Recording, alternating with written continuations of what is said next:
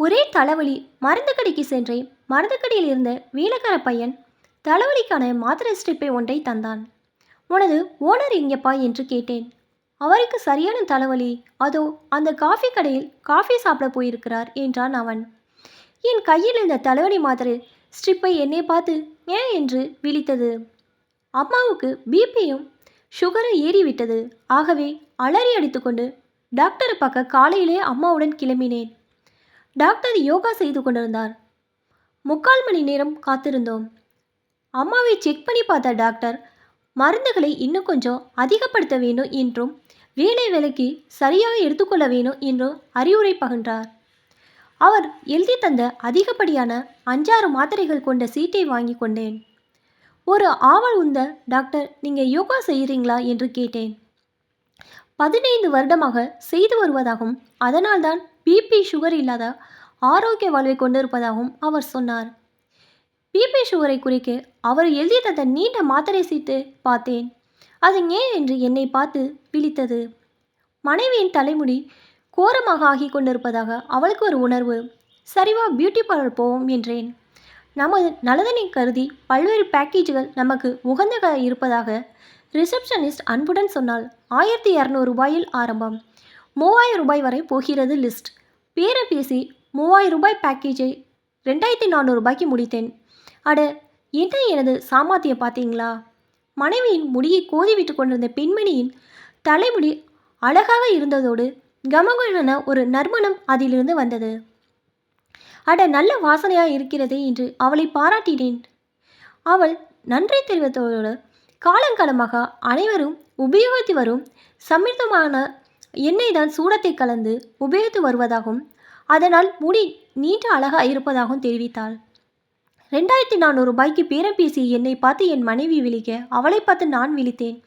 நெருங்கிய உறவினருக்கு பெரிய பண்ணை ஒன்று இருந்தது. அதில் அயல்நாட்டு கறவை பசுக்கள் 150 அவர் வளர்த்து வந்தார்.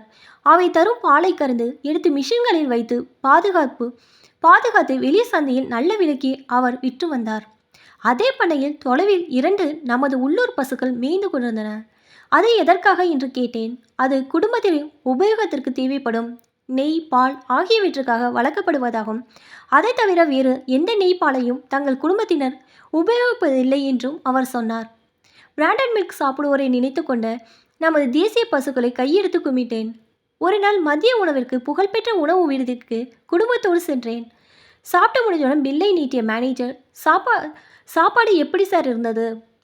பசு நெய், சுத்தமான ஆயில், பாசுமதி அரிசி மட்டும்தான் நாங்கள் உபயோகிக்கிறோம். அடிக்கடி வாருங்கள் என்று சொன்னார். அத்துடன் தன் கேபினுக்கு அழைத்து தனது விசிட்டிங் கார்டை கொடுத்தார். அங்கிருந்த டிஃபன் கேரியரை நான் பார்த்தேன். அப்போது ஹோட்டல் பணியாளர்கள் இருவர் தங்களுக்குள் பேசிக் கொண்டிருப்பதை கேட்டேன். சீனியர் சாரோட டிஃபன் பாக்ஸை எடுத்து தனியாக வை, அவர் சாப்பிட வர இன்னும் 10 நிமிடம் ஆகும்.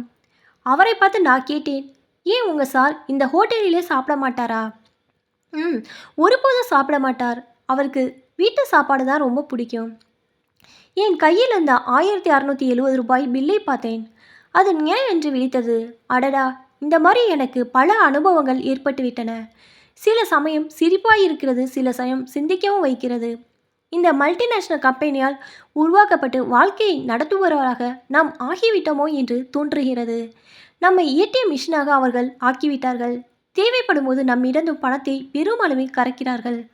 இதில் ரகசியம் என்னவென்றால், அவர்கள் விற்கும் பொருட்களை அவர்கள் ஒரு நாளும் நுகர்வதில்லை. அவர்கள் குடும்பத்திற்கோ அதை காமிப்பது கூட இல்லை. நமது பாரம்பரிய பழக்க வழக்கங்களை கடைப்பிடித்தோமானால் நமக்கு செலவுக்கு செலவும் மிச்சம், ஆரோக்கியத்திற்கு ஆரோக்கியமும் அற்புதமாக நிலைத்து நீடிக்கும். இப்போ தான் என்னோட சேனலை ஃபஸ்ட் டைம் பார்க்குறீங்கன்னா சப்ஸ்கிரைப் பண்ணிக்கோங்க. பக்கத்தில் இருக்க பெல் ஐக்கானை ப்ரெஸ் பண்ணிக்கோங்க. அப்போ தான் ஒவ்வொரு தடவை நான் வீடியோ போடும்போதும் உங்களுக்கு நோட்டிஃபிகேஷனில் வரும். தேங்க்ஸ் ஃபார் வாட்சிங்.